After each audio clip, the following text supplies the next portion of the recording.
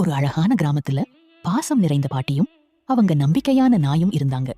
ஒரு நாள் 2 பேரும் சேர்ந்து சாலையோரமா ஒரு குட்டி கொய்யா செடிய நட்டாங்க.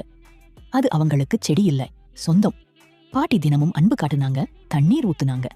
நாய் குட்டி பயல் போல அதை சுத்தி சுத்தி பாதுகாப்பா நின்னுச்சு. வருஷங்கள் ஓடுச்சு. அந்த சின்ன செடி ஊருக்கே நிழல் தரும் பெரிய கொய்யா மரமா வளர்ந்துச்சு. அப்படியே மரம் முழுக்க மஞ்சள் பச்சை நிறத்தில் சுவையான கொய்யா பழங்கள். பாட்டி சந்தோஷமா பழங்களை பறிச்சு சந்தையில வித்து வருமானம் பார்த்தாங்க. நாய் துள்ளி குதிச்சு நம்ம மரம்னு பெருமைப்பட்டுச்சு.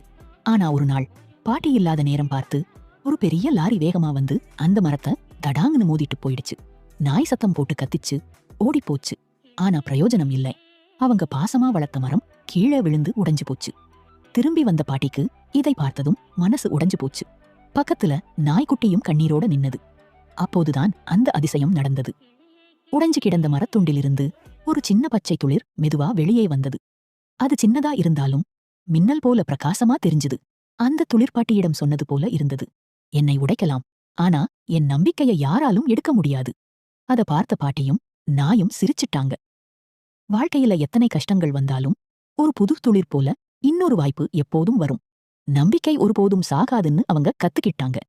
முடிவு: இந்த நம்பிக்கை நிறைந்த கதை உங்களுக்கு பிடிச்சிருந்தா மறக்காம நம்ம சேனலை சப்ஸ்கிரைப் பண்ணுங்க. இன்னும் நிறைய அழகான கதைகள் உங்களுக்காக காத்திருக்கு.